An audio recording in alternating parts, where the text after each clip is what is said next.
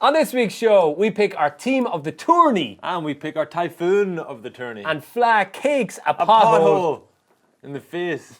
With a cake. Repeatedly. Joe presents Baz and Andrew's House of Rugby, together with Guinness.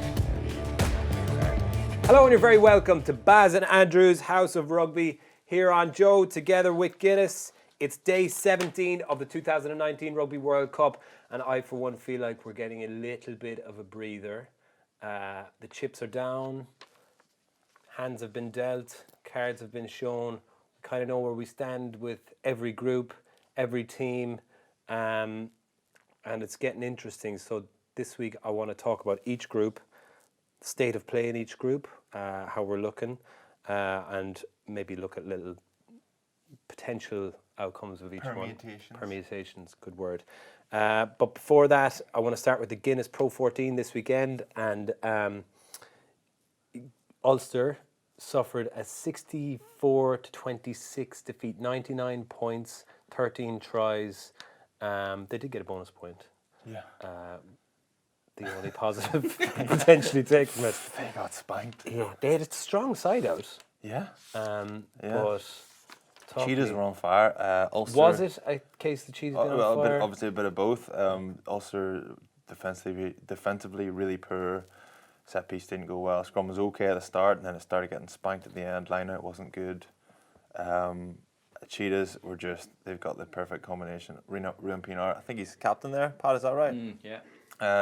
He was it was just so easy for him. He's just got these mutants in the pack, and then he just has this class ball really fast and just spreads it to these absolutely rapid wingers and centres, and they just run amok. It was unbelievably easy for them. It looked like Ulster were gassed after 20 minutes. Yeah. Have you played in Bloemfontein and that? No, at the altitude. No. Have you played at altitude before? We played technically, I think the Lions' altitude in when we played the second test in South Africa. Yeah. Or it was the first one, sorry, at Newlands. But it was only technically altitude, but it was only just. You know, it's nowhere near as high as Bloom, I don't think. Fla, when you're heading in with Munster to play the Cheetahs, like, is that as big a change as I imagine? That altitude? Yeah. Yeah. When we arrived there the first time when we went out and we trained in Bloemfontein, we were like trying to, come on, like, and the players were really, really quiet. And then because it's a 2-game tour, sometimes the coaches have to jump in then, you know. So we jumped in then, and like after 5 minutes we copped, like, because your lungs are burning because the air is that much thinner there. So yeah, it does have a pretty big effect. Yeah. The Cheetahs won't, as soon as they go away from home, like they spanked Glasgow last weekend, spanked Ulster this week. Yeah. It's not a sign that the Cheetahs are going to win the league or nothing. It's a sign that they're better than last year, but you'll only see how good they are whenever they go away from home. A side like that, I think. Yeah, the reason I think the altitude made such a difference because the tries weren't like they weren't wearing them down or anything like that, like kicking to the corner and mauling them over. It was all like in the middle of the field, and the ball was being shifted from one side to the next. It looked like players on the inside for Ulster were just completely switching off. Yeah. And little breaks were being made, and then it was just offloading options, and like 5 yards either side of the tackler where he could just pop a ball, and it was just people flooding through the line. Cheetahs players just racing him from 50 yards out. The Cheetahs play that brand of rugby, like particularly down the 15-metre challenge, the 2 15-metre challenge. They get the ball to the edge, and then they just keep the ball alive. Massive continuity out wide, and they're really good at it. But then, where they probably weren't good in the past was in managing the game. You know, so that's where getting Ruan Pinar in is. How does that work out for him, man? He just wraps up playing and then says, I'm finished in France, I'm going to move. Is he living in South Africa now? Yeah. Full time? Yeah. Yeah, oh yeah. I presume so if he's signed with them for the year. He'd hardly live in France. No, but like, I wasn't really Molly, sure. I'm home. I wasn't really sure what was going on there. Like, I think he was keen to get home. Obviously, there like It was well documented, family tragedy and stuff. So he was keen to get home to his mum and dad and stuff as well. Okay, And spend a bit of time at home. But he looked. I mean, you could be as talented as Rian as he is, or you could be anyone. Any scrum half would have looked amazing with that Cheetah's pack and that back line. Yeah. They were absolutely flying. Ulster were terrible. Real. How do you say his name? The commentator, Nugent. Ryle Nugent said, Ruel Pinar Nugent said at one stage he goes, Ulster, wherefore art thou defence? That's a good line. I like it. Yeah, I mean, it's never easy for when in a World Cup year for any of the Irish teams who lose a lot of players to put in performances, but that was a particularly bad one. But did you see any positives from an Ulster point of view? Any players that they stuck at it? Like last 20 minutes, they came back into, got the bonus point. They stuck at it. I They know. had a really scrape and then they left. They left. Yeah. 60 minutes of done. The last 20 minutes is meaningless, really. Yeah, the game was over, and actually there was a couple of. Well, they got a bonus point. They got the bonus point. That's what I big, mean. yeah. Like they stuck at it. Yeah. They didn't give up after 60 minutes. Well, like the team would have been O'Sullivan, the young loose head, who had a good year last year. Yeah. Herring, Yeah. really good player. Tight head would have been Tom O'Toole, very good tight head. Yeah, Ross Kane came on early, I think. Oh, did he? Yeah. Okay. Sam Carter. In Yeah, the I don't row. know. He was the one you're talking about. He switched off on the Kept inside. switching off, man. He was trying to milk a penalty on that one. Was he? I thought it looked like he was trying to look as if he got bumped. Okay. And then he realised. Was that because he was putting his arms in the air? I thought he was giving out about the full back being beaten one-on-one when he had like 50 yards on his side. Yeah, the And he damage threw was his done. arms in the air, like when you can see him in the background. I was like, what are you giving out about? But, okay, so he's giving out about being taken out. I think so, yeah. There was one of those ones like it's just a screen pass went behind the player. They were and he getting kinda away went, with it, to be fair. They'd done a few of them, the Yeah. Cheetahs, but I still think if you're working hard enough, you'll get out of the way of that, right? Yeah, he needed to work harder. What about Little? Didn't he on get the much, wing? He was on the wing, yeah. Didn't get much ball, He's but small but powerful. he man, is isn't powerful, yeah. He's punchy, Yeah. good leg drive. Great player. Yeah. Yeah. Where was Lowry? He came off the bench at fullback, I think, for Matt Fades, who, as you say, had an off on that. Like it was totally. I'm not saying it was his fault at all. No. But when you've got these rapid, fast Cheetahs wingers just on the full pitch for him to step him and burn him, and they did it 2 or 3 times. And then Sam Carter's going, "Come on, mate." Okay, loads of positives from that. So, Munster did the opposite, beat a pretty woeful Southern Kings team. I haven't seen the game yet, but I think that from the South Africans that I've spoken to, they said that the Cheetahs were going to be good this year. Yeah. But I agree with you. You won't know. The test for them is when they go away from home. Yeah. And if they can manage. But having Ruan Pienaar, man, is a big. I haven't seen that game yet, but that's a good start for Munster so far. I was at the Dragons game, and I thought it was a pretty poor game. Conditions were pretty shitty, but Munster's set piece gave them a good base, and they were pretty clinical. It was actually a really shit game, but Munster got the bonus point win, and Shane Daly. I think Shane Daly's had 2 man in the matches now, so he was man in the match in the Dragons match. This I think I mentioned him to you before. He's not got a clearly defined position yet. Like he's featured on the wing, but he played 13 on the under-20s, the Irish under-20s team that had Jacob Stockdale and James Ryan and Porter. He was the 13 on that side. He's got really good feet, and he's quick aerially. He's big. He's the same size as you. So Long arms. his arms are pretty long, not quite in your level, but he's an exciting player. So the fact that he's put his hand up so early in the season is really good for Munster, because he's the kind of guy who can make something out of nothing. So it'll be interesting to see how they go forward now. I look forward to. I'll have their games watched by the time I get to the weekend, but see how they go this weekend then. Leinster put 50 points on the Ospreys at RDS, and Connacht also beat Treviso 41-5. Ronan Kelleher got a hat-trick, man.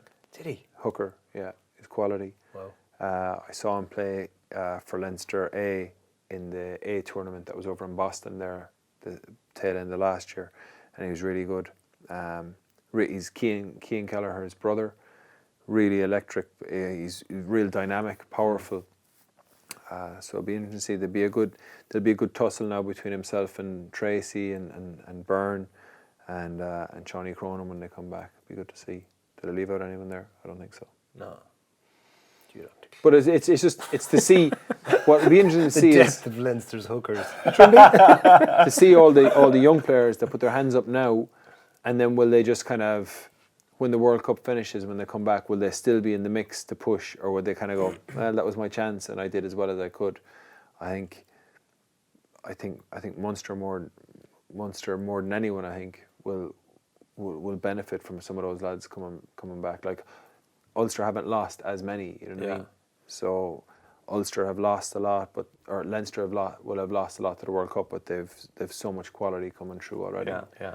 Do you expect to see much change in how Munster play with Stephen Larkham come in? Have you any idea what he brings?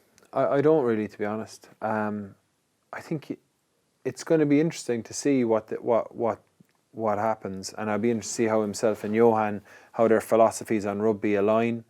That's something I was looking to see in the Dragons game, which is probably a little bit premature, because I think Johan had said that Munster broken pre-season down into conditioning, into set piece and defence, and then attack. So Stephen Larkin came in and would have started to layer his stuff in there, and he's a certain amount of what he's going to do is going to be dictated by the player quality that he has as well and their handling ability. So I don't think you'll see the full package until everyone is back. But there was a couple of times Munster showed a bit of ambition off exit plays, going with a crossfield to the edge, which isn't. No, they've done that. We've done that for the last few years. But it'd be interesting to see what he brings and how himself and Johan align on that. Okay. That's enough of Guinness Pro 14. Let's move on to the Rugby World Cup. Typhoon warning came in this morning for where are Ireland playing this weekend, Pat? Japan. So the Fukuoka. The story is that now they've no roof. When they need a roof, they've no roof on this stadium. So if the typhoon comes in, they're potentially going to have to cancel the game.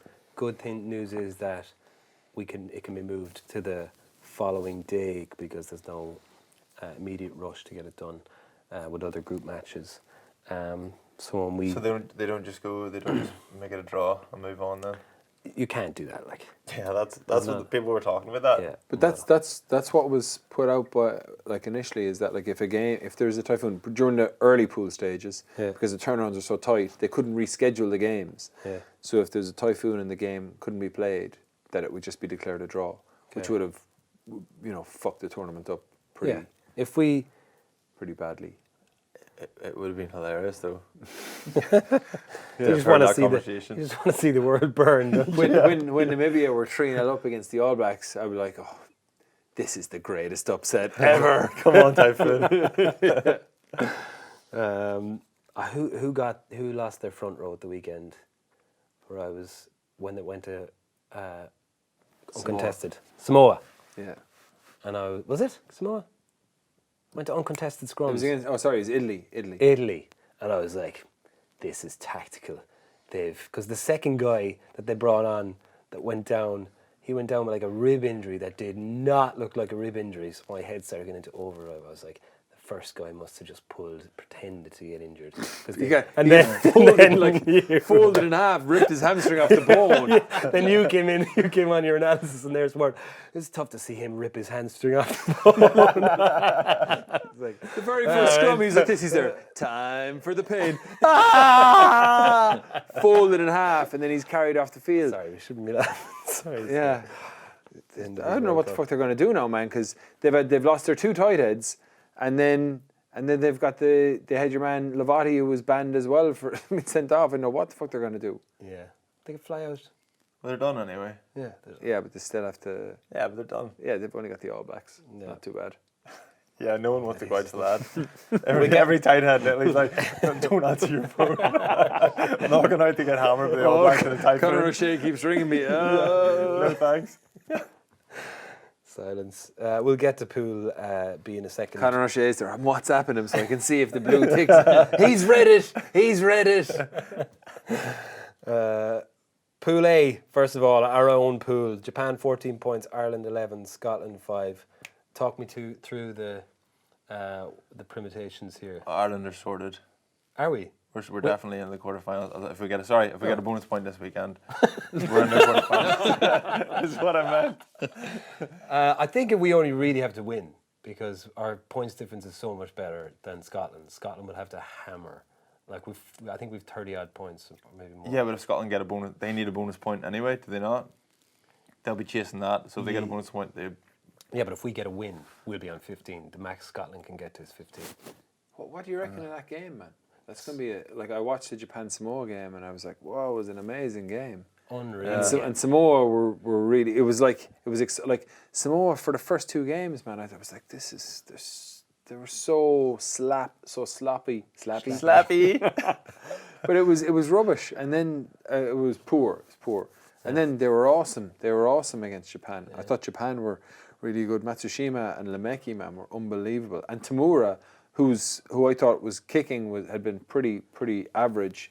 His kick accuracy was excellent then in the game. There was loads of bombs, weren't they? Everybody's just decided, you know what? No one at this World Cup can catch. So that Scotland Samoa game is going to be unbelievable. Scotland. That's the matter. Scotland Japan.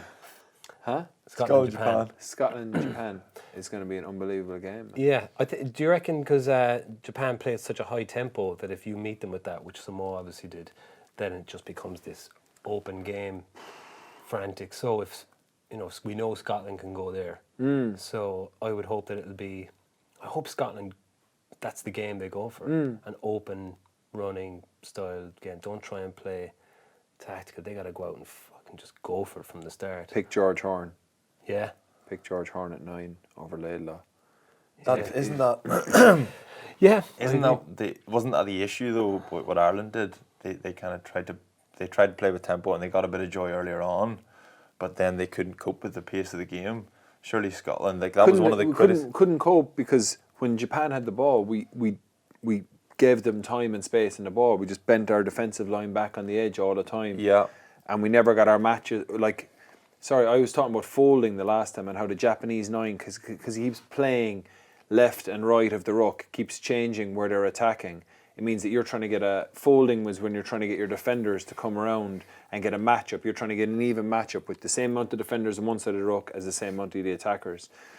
And Japan keep the scrum half keeps probing left and right. And then once they've got a mismatch, they move the ball to the edge.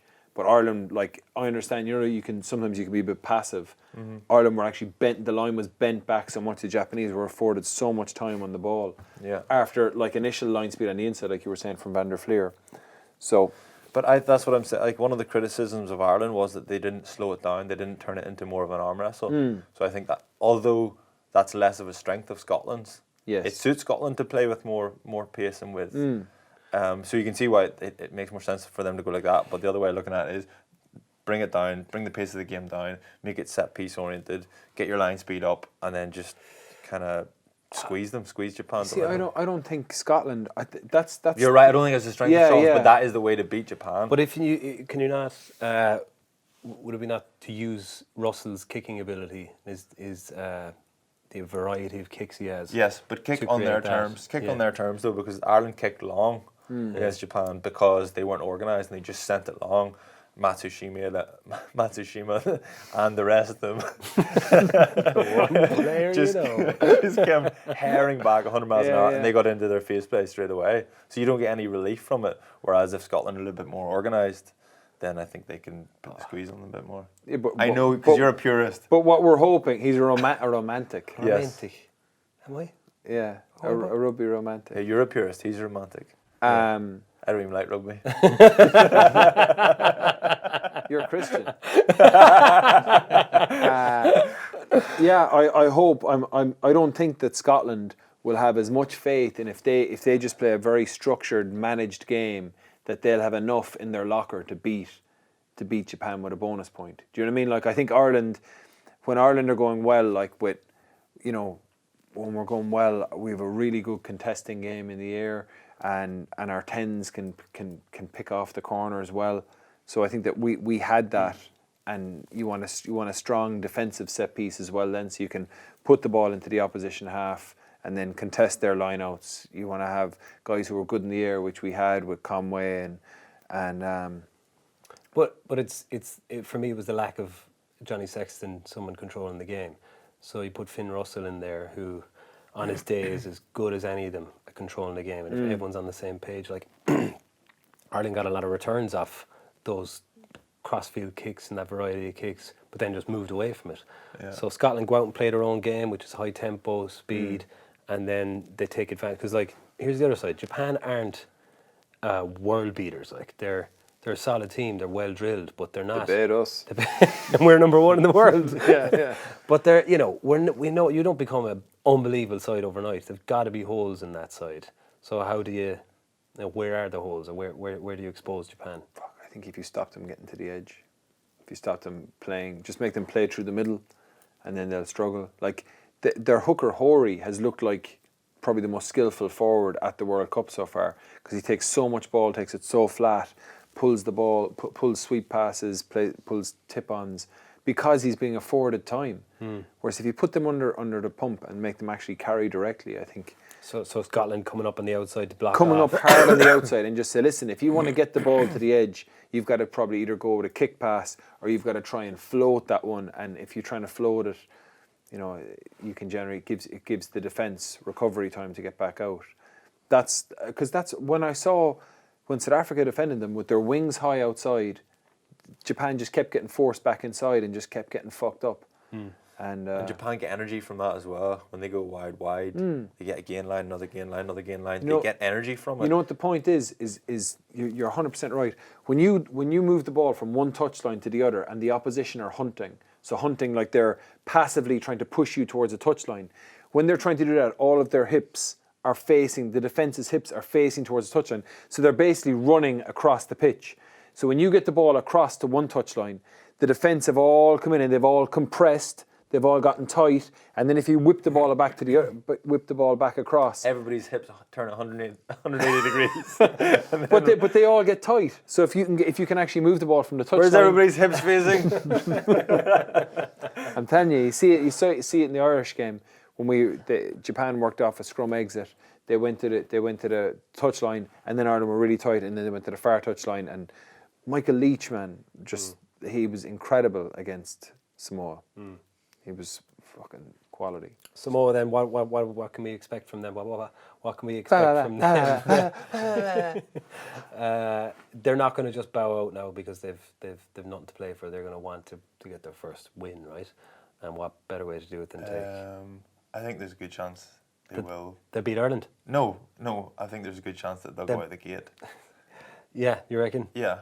Why?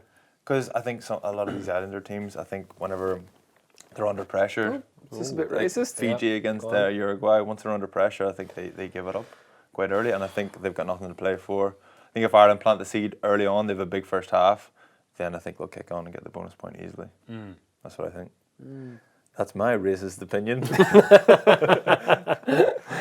Yeah, you could be right. And that is, Ireland, I think, will start with a strong team. You racist too now? No.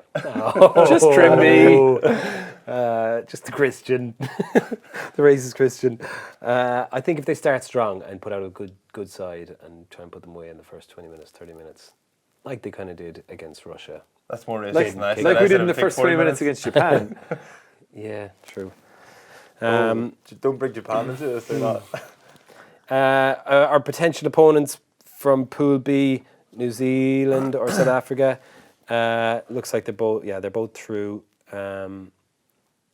Or South Africa aren't. Cheslin Colby, man. Unless Did you Italy. see him? Yeah. Against Italy, he was incredible, man. Is there any reports on what his injury is? I don't know. Pat, no? Here, Anthony? You chat away there, I'll find out. I would say he's probably potentially the best player in the world at the moment. Yeah. He's unbelievable, man. I'm telling you, he was unplayable. He got they see his first try. He got the ball like it was like a long pass. He had a man right in front of him. Stepped off his right foot to come back in off the touchline, and as he was coming down, loaded his left foot and was back out again. So it was like in, out, back in, finished in the corner. Have He was they incredible. anyone like? Are they just putting all their eggs in his basket? It's like now that he's gone, what have South Africa got enough to beat to go all the way, or is it like you take him out of the team and they're I kinda think fucked? South Africa. Yeah, I think we're lucky if I'm saying I think he's the best player in the world at the moment. If you take him out of any team, they're gonna find it hard to replace him. Even more so for South Africa, though. He's the best. yeah. Because they don't. That's not typically the type of athlete Yeah, that they have. yeah. But as you said, like they spin it wide. That seems to be what they're doing. They're just like get him the ball. It's not like create loads of space and he'll finish it. This is like Connacht back in the day. Fionn Carr. Do you remember he scored I don't know like 18 tries one season or something for Connacht. I remember playing against Connacht and Keatley actually someone didn't pass to Fionn and Keatley goes, "What are you doing? Give it to Fionn." That was their plan A. Yeah, that seems to be. He's cool, seems to be it. Yeah. They said Colby's generous. ankle injury, but he's all good. He had an he's X-ray.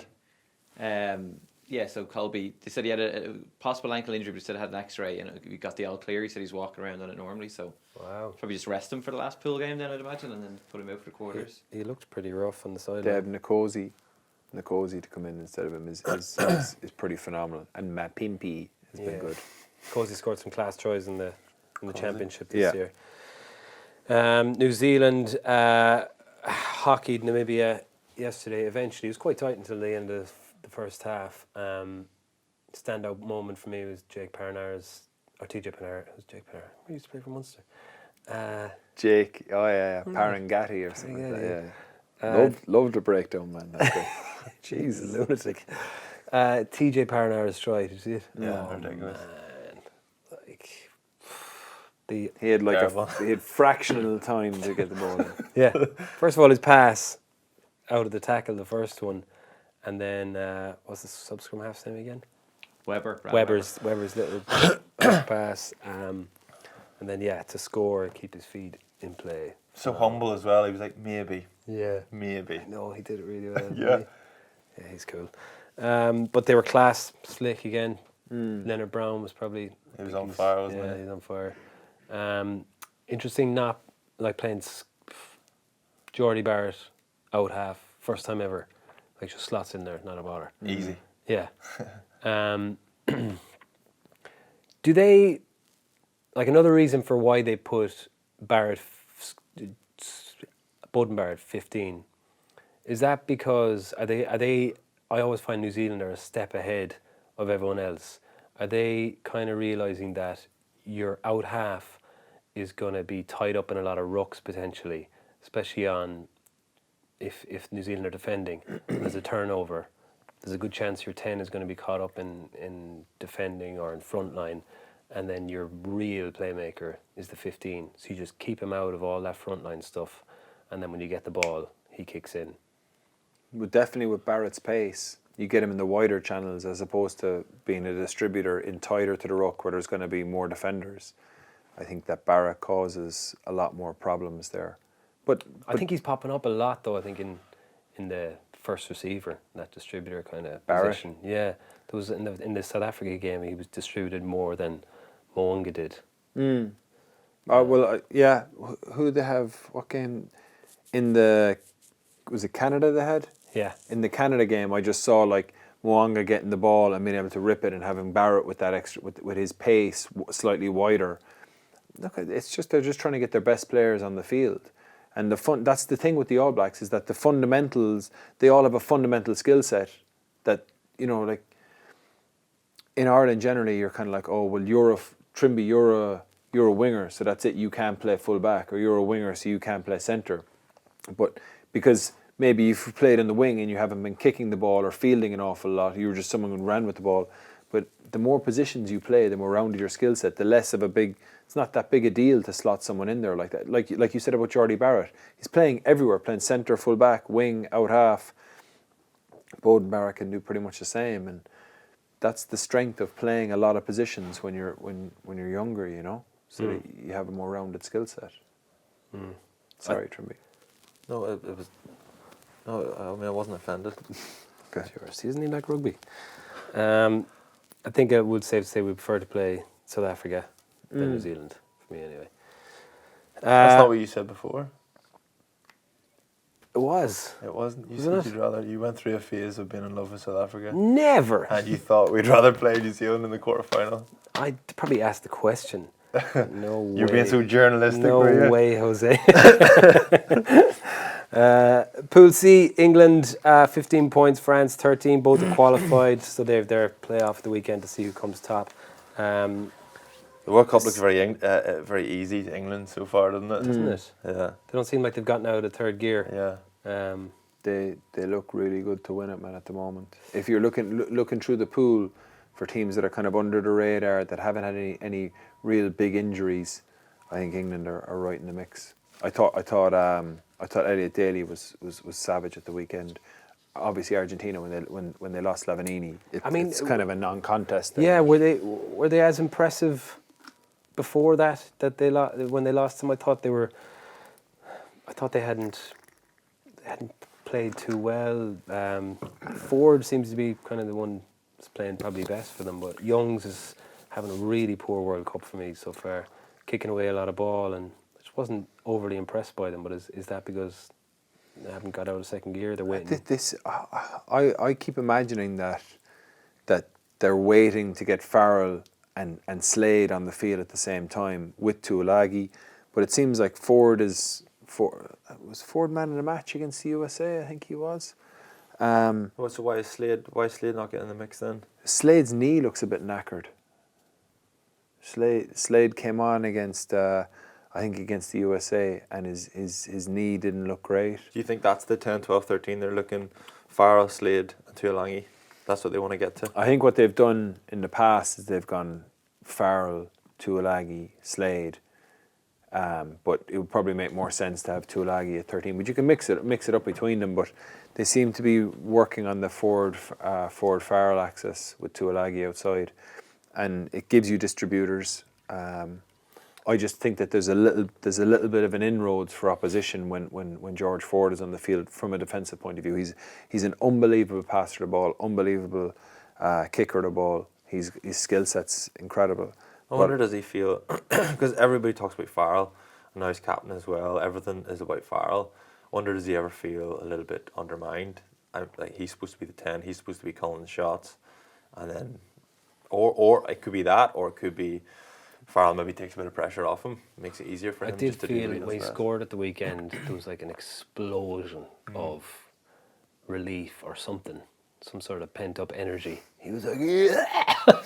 Jesus, because he looked so nervous and uptight all the time. When he scored, it was like, yes, no, look at me. Yeah. I thought he would have been. I wouldn't have held him in that high regard before this World Cup, but I think he's been their best player. But like you said, they've had a pretty easy ride in terms of Tonga, USA, and then Argentina with 14 players, with the pack that they have, with their bench that they bring on in the pack. It's been a pretty easy. Yeah. It's relatively easy, for them. If they don't get tested in this final pool game against France, if France go out the gate as they potentially could do, then I don't think that'll be good for England going into a quarter-final, not having been tested. Yeah, you flip it the other way around though, and you can look where Ireland were when they got tested so hard in the pool in their final pool stages against France in the 2015 World Cup, and then they were like beaten to shit going into the quarter-final. Yeah. I think they've got enough. They were trying to play with massive tempo against the RGs. Watch the first line out. They went with they were sprinting to the line out. They did the first line out that they did against when they played Ireland in the Six Nations. They throw the ball straight over to 15, and they try and hit. I don't know who. I think they might have been trying to hit up. Maybe could have been Farrell, and then they try and carry then with Billy Vanapola. He knocked the ball on. But you can see they're trying to get tempo in, and I thought. I've been watching that, I was telling you that Rising Suns thing, the kind of vlog that they have on YouTube, and they're always working on their ball skills. And I was really impressed with seeing like Sam Underhill running onto the ball and then throwing a really late, flat sweep, really hard to defend. You know, because when you see a forward getting the ball, but when he's static and he just shifts to pivot just to pass, you can slide off him so easy. But if the forward's running at you, you're straight away thinking, oh, well, let's get at this guy here. You don't want him to run over you, so you want to get some momentum coming into the tackle yourself. But then when he throws that sweep, you're stuck. And like Sam Underhill is, you know, he's not the most skillful player, but so when you see him doing it, you know that, geez, if Sam Underhill, who's an unbelievable athlete, if he's doing that, then the skill level is really rising within that squad. So Yeah, I think France, again, we saw the weekend there against Tonga. Incredible in parts. Like, they scored some unbelievable tries, especially that one that was called for a forward pass down the right-hand side. I can't remember who scored it. I think that probably caused England problems at times, but ultimately I think England they'll be too strong for them. I'd say so. Yeah, they look pretty apathetic against Tonga. They, as you say, they feel like if they get over the line a couple of times, throw the ball about, show off a little bit, and then that's the job done. And then Tonga just came back into it and nearly chinned them in the end. Yeah, it's frustrating to watch. Like, Yeah. they're such unbelievable players. I think Dupont, when he came on, made a big difference. But what's his name? The winger Raka. 13. Javiera. Fakawada. Unbelievable player as well. Fakatara. Fakawada? Is he a Muppet, is he? Waka waka. Still having a bit of an issue with Ntamaka 10. Still think he's rusty enough. Don't know what they'll do. They'll be interested to see who they pick at the weekend. Is Lopez fit? He came off the bench, Did he come off the bench? Yeah. He did, yeah. Sorry, yeah. Look, it's I agree with you. I go Lopez as well. Yeah, me too. bit of management. Yeah, that's what they need, and then you're having to bring him on if you want. But who they potentially will play is, if England come top, they play Australia. By the looks of it, I think Wales will come through Fiji and Uruguay, pretty handy. Australia, watched a bit of it the weekend. Still think they're just going to get better and better with every game. They could challenge England on their day. They can beat anyone on their day because they have the talent. It's the management. It's playing mixing up the ability, all the footballers that they have in their team, to get their tight five working at the same level as other tight fives, so they get a platform for their 9 or 10, and then to give them the platform mainly so that they can actually play a kicking game. When I watched them, they play wide, and do you remember you were chatting about how White and Guinea challenge the defenders? So when you try and match them for width, and you fill the field and you're spread in around the breakdown, that's when Guinea and White are really good at pulling out defenders there when the spaces are on. And when you get tight in around the ruck, that's when they just rip the ball and they burn a load of defenders. It's a good, but they have those two, but they need to manage the kicking side of it. Like in my opinion, just from watching them through this tournament and through the Rugby Championship, it's when their kicking game is strong, and they're complete then. Yeah, you think they get that more with Lefano than Foley? I haven't really been impressed with either of them to the level of where they need to be. I think I'd probably look at Foley over Lefano. Yeah. I think Guinea has hit good form though lately.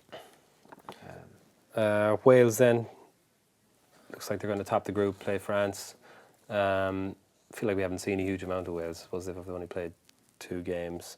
Be a tough one against Fiji. I think Fiji will, like, or are you going with your racist one for this again? Fiji will have nothing to play for. Yeah, no, I'm sticking to my racism. I think Wales will get that over the line, no problem. Yeah. I thought Wales were really impressive against Australia. Yeah. Really Gareth impressive. Davies, he was fucking incredible on man, fire. isn't he? I nearly had the second And intercept. you see that one where when Australia try and play to width, and they say, oh well, they've gotten a little bit tight here, and they play that long pass then to burn a lot of defenders.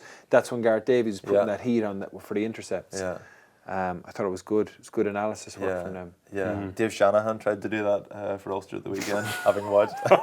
He nearly did it, actually. He got called for offside, but I went back and looked at it. I kind of went through, paused it, we bit, moved it forward. I think he was actually onside, but it just looks bad sometimes, especially if you don't catch it. You don't catch it offside. If you do catch it, you're grand. Yeah, they look like they're in a good place mentally. Wales, like they can turn it on, turn it off. They can change their game plan, mix it up. It doesn't feel like there's a huge amount of pressure on them either. They play with real freedom, and they're not stuck to one. Like they can play a strong kicking game with bigger, but they can move the ball as well. They'll get the ball like into second receivers' hands and move the ball to the edge. The only thing that they're lacking is probably a little bit of firepower in terms of like ballast in their pack. You know, like a big ball carrier. Like Moriarty's the only guy there who I They're think missing is Falatau.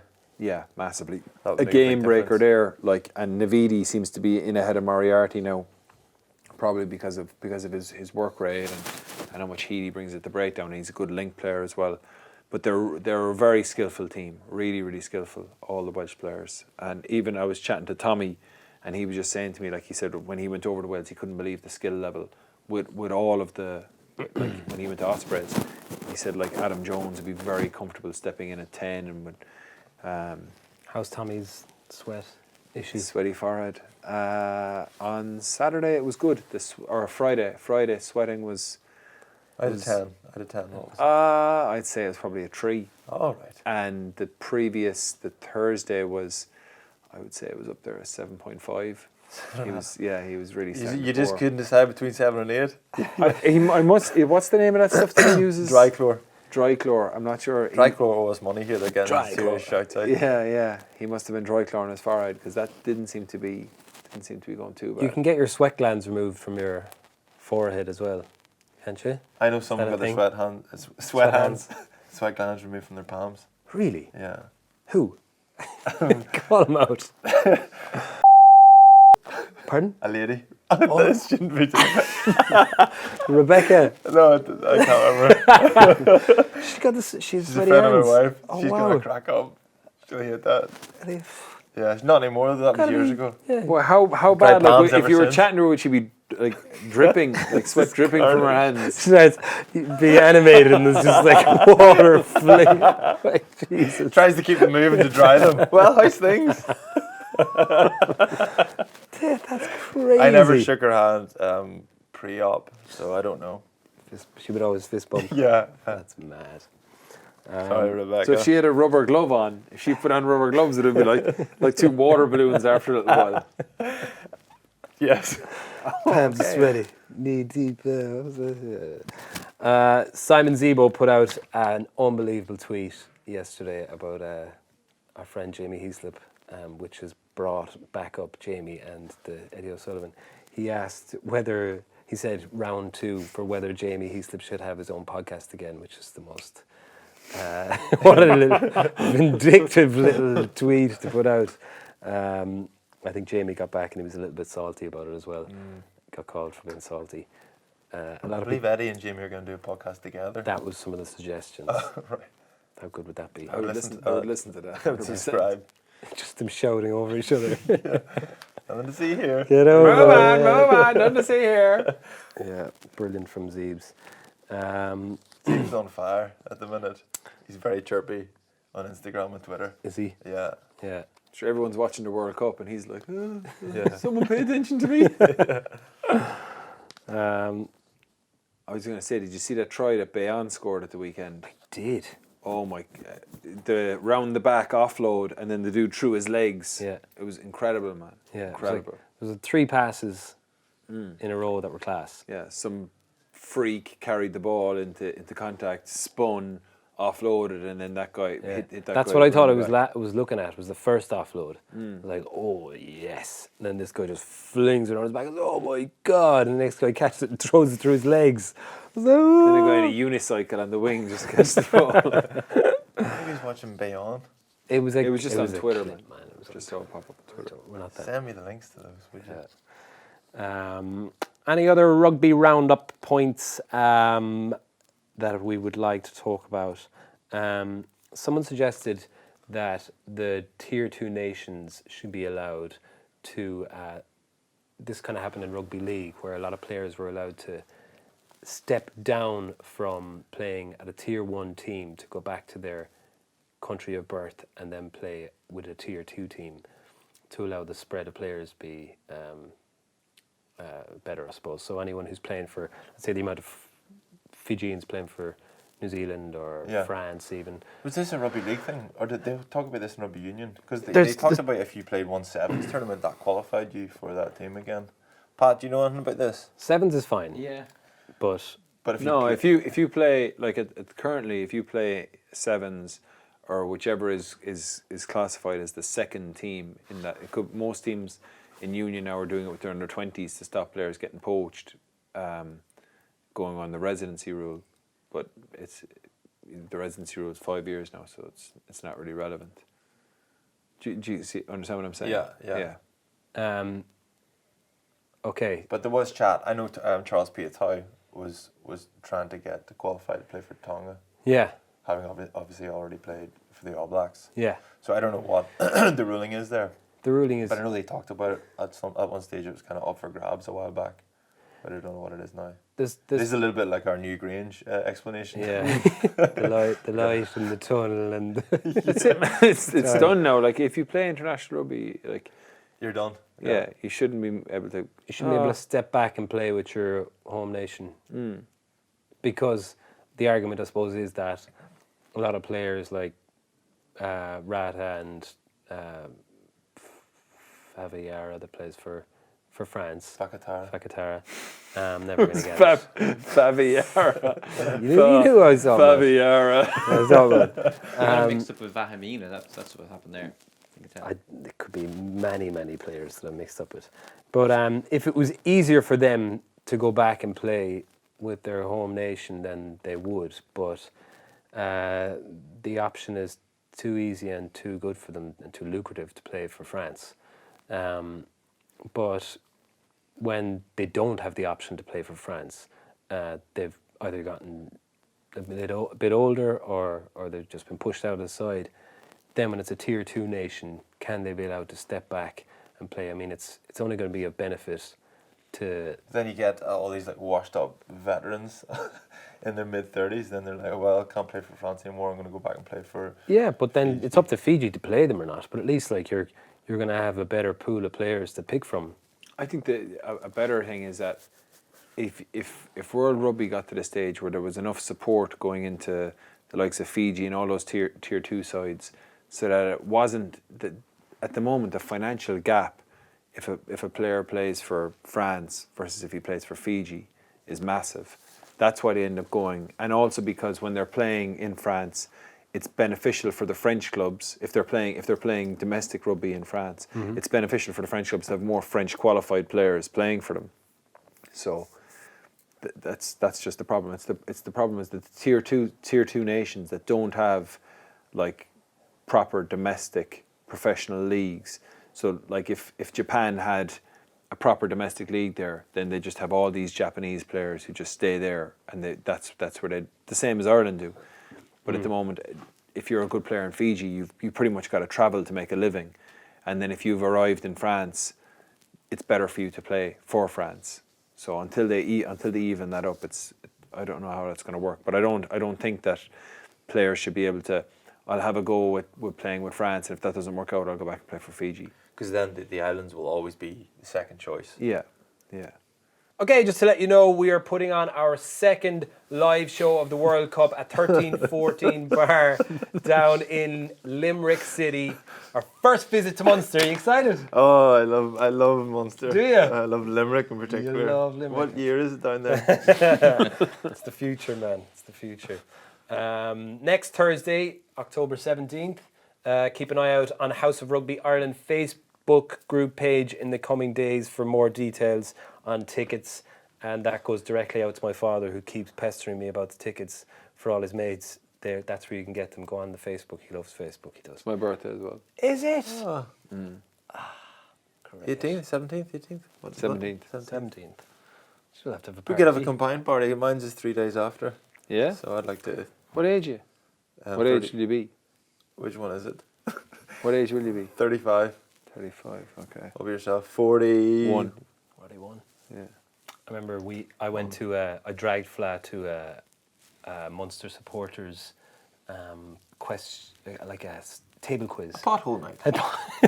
It was a table quiz in Dublin, the Leinster Munster supporters group, the Dublin Munster supporters group years ago, and I don't know how I dragged you to this thing, but you came with me. Is it Howl at the Moon?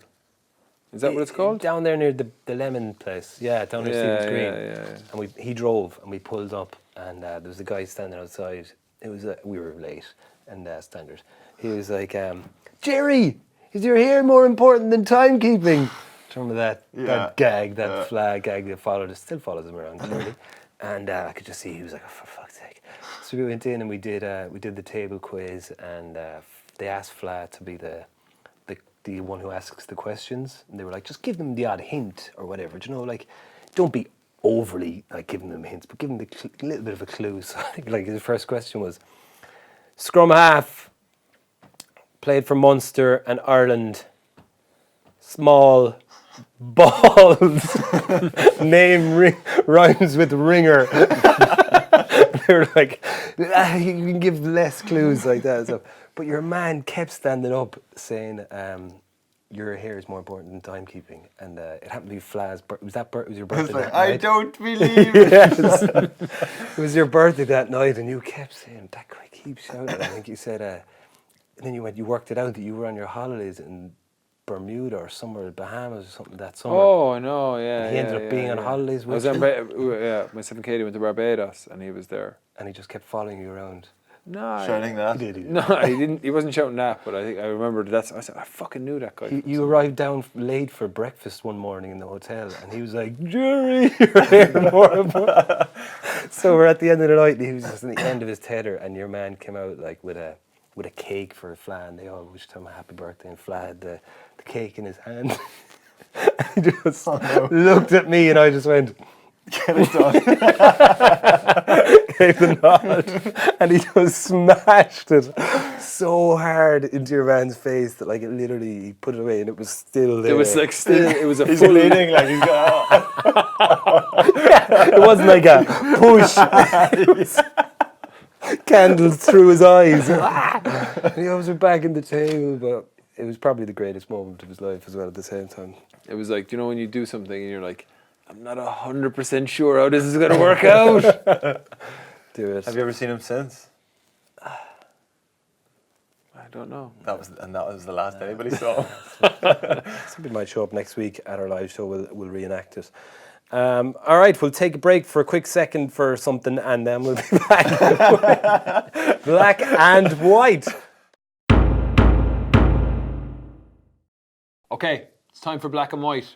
This is a juicy one this week. So this week, we're going to pick the best 15 from the World Cup so far, and we'll judge to see, Barry, you pick your team, Trimble, you pick yours, and we'll judge to see which team is we think is going to win. Well, Okay. I'm going to judge it. So You're in charge. we'll start with Andrew. Okay. Number 1, Joe Marler. Number 2, Ken Owens. Number 3, Totovtsin. Who? Totovtsin. The Russian the Russian tight head. Got Hobbs, Stev. Yes. You just said Tot Hobbs. Okay, yeah, all right. He doesn't even know his name. Can't be on it. Alan Wynne-Jones, Whitelock, Hooper, Vunipola and Save in the back row. Gareth Davis at 9, Pollard at 10, Raka on the left wing, Leonard Brown at 12. Raka, Really? the French winger. Okay. Leonard Brown at 12, Lafayette, the Japanese 13, at 13. Leonard Brown at 12, okay. Matsushima on the Yeah. right wing, and Barrett at 15. Spent an awful lot of time in the back line, not much in the front 5. Yeah. Okay, Baz? I went with a front row of Joe Moody, Ken Owens, and Alala Toa, Australian 3. He's a class player. Yeah. Brings Is it he on. as good as You don't even know his No, name. I think so. I don't know, man. I don't know either.